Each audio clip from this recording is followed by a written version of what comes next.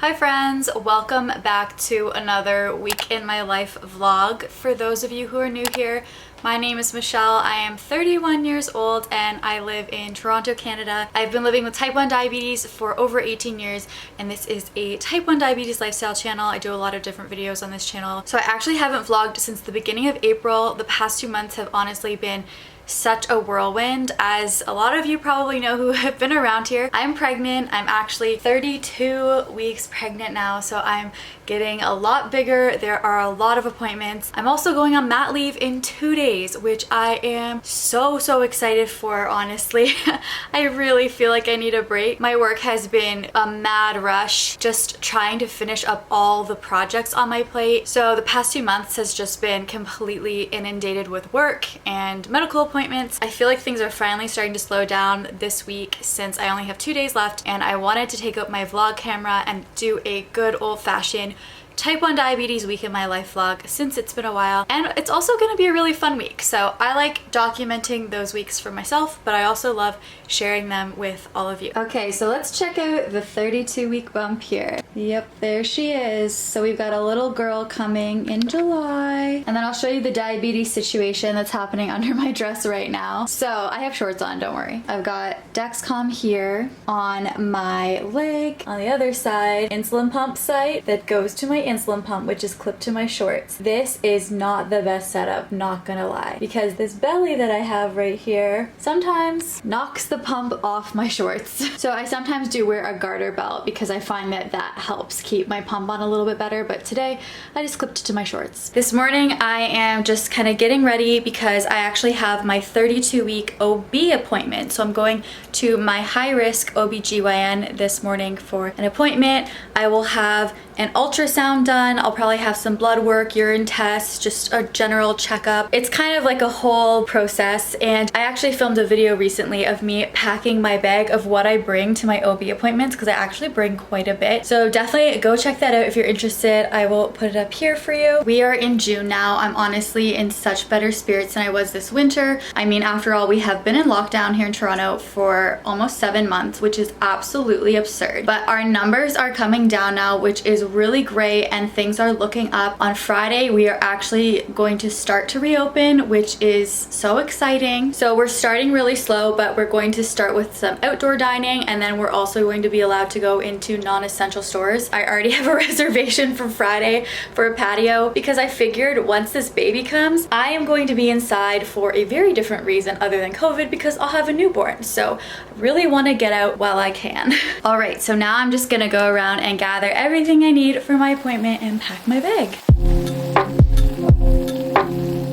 Okay, I'm all set to go here with my very heavy bag, and today the book I'm bringing is my pregnancy with type 1 diabetes book. I've been reading this for my whole pregnancy, and I've shared this in a couple other videos, but honestly this has been like my holy grail through this pregnancy. It's been so helpful. It's like a month-by-month guide. I'm actually almost 8 months pregnant now, so I need to read that chapter in the book. I'm getting close to the end, which is so crazy. But I highly recommend this if you are even thinking about having a baby the next few years. I actually bought this book 2 years before I got pregnant just to kind of like see what it was all about, so I will link it in the description below. And we are starting today off with really good blood sugars, which is a relief because I always worry about going to the OB and having a really bad low, and obviously they would understand and let me treat a low, but the COVID rules there are really strict and we have masks on all the time, obviously, so it's pretty hard to treat a low with a mask on.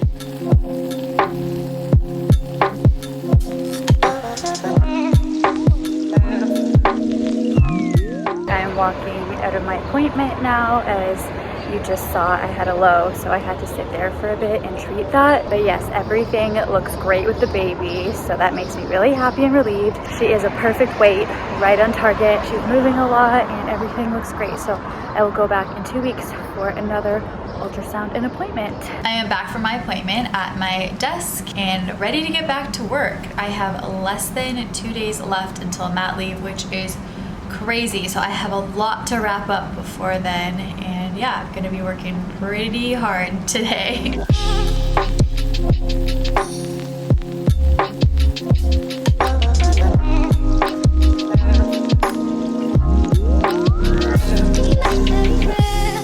We're gonna start making dinner. dinner now. We are making grilled veggie wraps, which is kind of like a staple in our house. The only thing that has carbs are the wraps themselves. 28 grams minus 3 grams of fiber, so 25 grams for one wrap, which is what I'll have.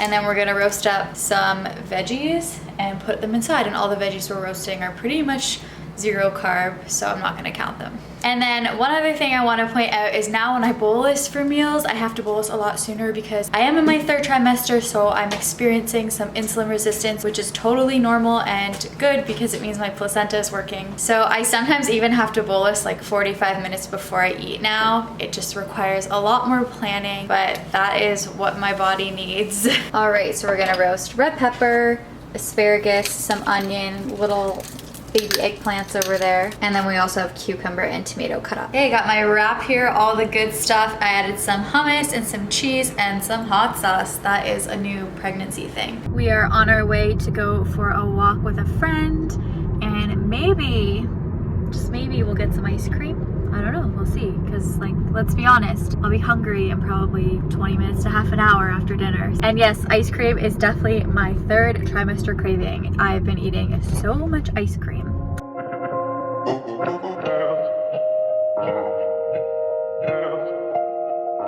Good morning, friends. It is Thursday morning, my last day of work, which I honestly can't believe. It feels surreal. I am currently eating my breakfast, which is an English muffin with peanut butter and banana slices on top. And for this, I bolus around 30 grams worth of carbs. So I actually gave myself insulin a while ago because, like I said last night, I require a longer pre-bolus now that I'm in my 3rd trimester. But I think I bolused too soon. It's such a balance finding out your new pre-bolus as you go on in your pregnancy, because you can pre-bolus too soon. So my blood sugar when I bolus was 5.9 and now it's 4.4. So if I don't eat right now, I will go low for sure. And I pre-bolused about 40 minutes ago. So I think that was a bit too long. So tomorrow I'm gonna try half an hour. It's really all about trial and error.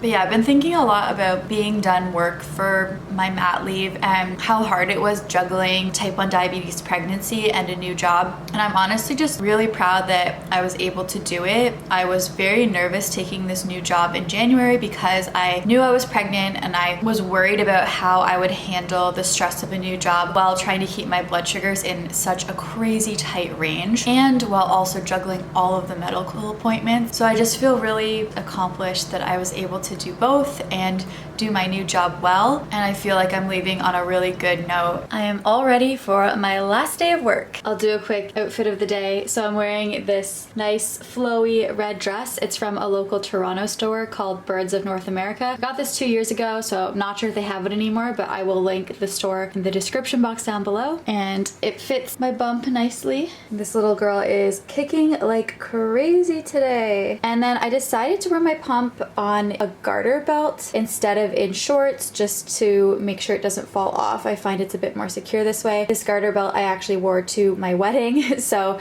I will link it down below. It's from Pump Cases. Hey everyone, just checking in midway through the day. Work is going well, but we are now going to be celebrating 2 things today. First of all, I'm done work. Second of all, my husband Rafi just messaged me and he actually just received his 2nd COVID vaccine dose. So he's now fully vaccinated. I am so happy and relieved for him. I know that it feels so good to have the full dose. And then it made me realize that I actually haven't talked about this on YouTube. I have on Instagram, but I'm fully vaccinated as well. I received my first Moderna dose at the beginning of April and then my 2nd Moderna dose at the beginning of May. I'm super grateful to have been prioritized because of the high-risk pregnancy, the type 1 diabetes, and I'm also in Toronto, which is a hotspot, so I was able to get my dose relatively early for being in Canada. But yes, I'm fully protected, and once I had my 2nd dose, I honestly just felt so much relief. My COVID anxiety subsided substantially because I was really struggling with that, and obviously I am still being really careful because I'm pregnant, but it makes me feel so much better knowing that myself and my baby are protected. Mazel tov. I can't believe it. So excited for you. Sweaty. And Rafi came home with cookies, my favorite cookies. Thank you. What a way to celebrate. I'm having my final fika. So my last afternoon coffee at work, which is so crazy. I've been doing this since March 2020, since I started working from home. Done. How did it feel? It feels so good and weird, but 0 days left until mat leave. I can throw out this countdown that I made. So as you saw, I am officially on mat leave, but we're not celebrating tonight just because we actually have our prenatal class. We're doing prenatal class on Zoom because of the pandemic, so we actually have 3 hours of Zoom tonight learning about epidurals and labor and delivery. Good times. And yeah, so that's how we're gonna be celebrating tonight.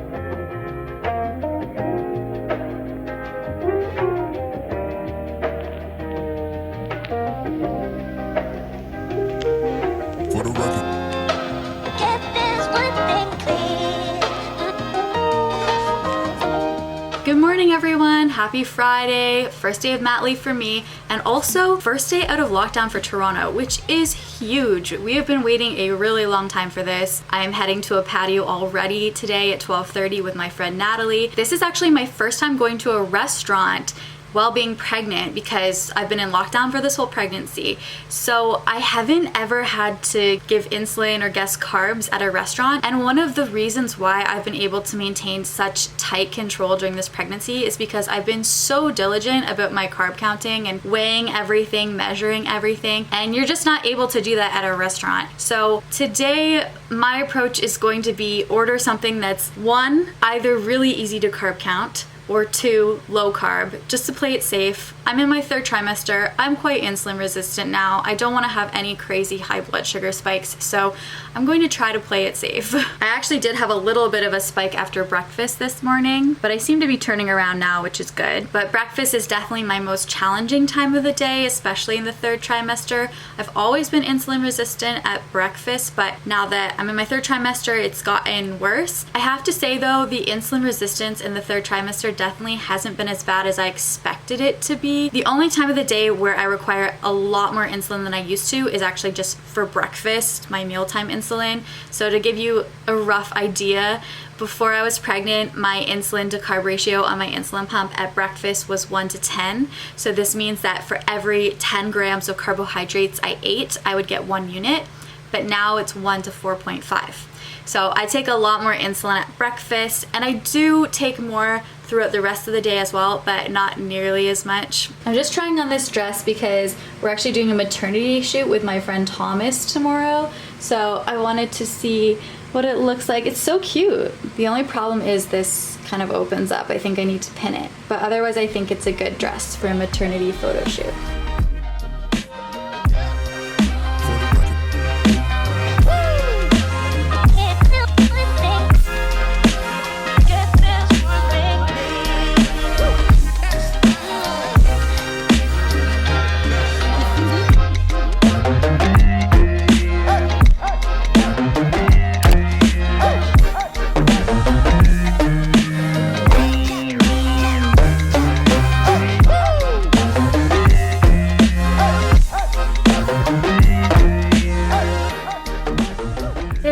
I just want to close off this fun vlog.